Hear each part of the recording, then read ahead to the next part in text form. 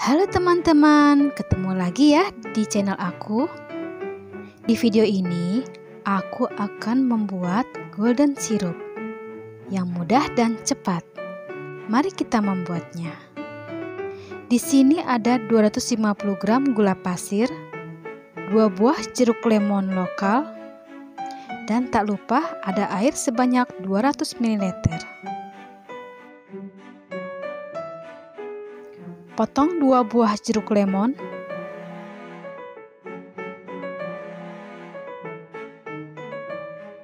Peras airnya dengan alat pemeras seperti ini. Nanti kulit jeruk lemonnya aku akan masak juga.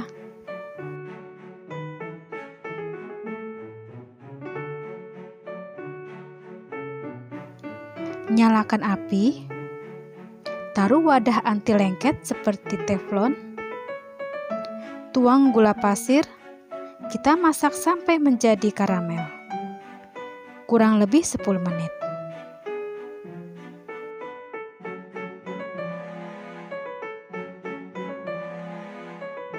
Masak terus gulanya sampai menjadi karamel. Jangan ditinggal ya teman-teman, nanti hangus. Aduk-aduk terus. Setelah seperti ini, sudah tidak ada gula pasirnya dan sudah menjadi karamel, masukkan air kurang lebih 200 ml. Hati-hati ya teman-teman, sebelum memasukkan air harus dikecilkan dulu apinya sekecil mungkin. Aduk-aduk dengan perlahan-lahan.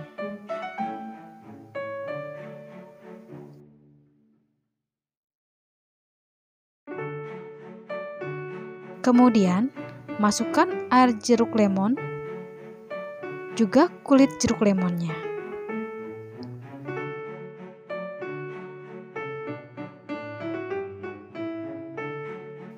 Kalau sudah seperti ini, saring dulu.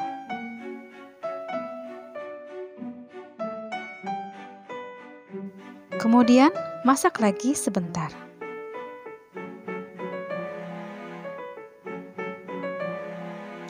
Kalau sudah seperti ini, kita bisa tes di air.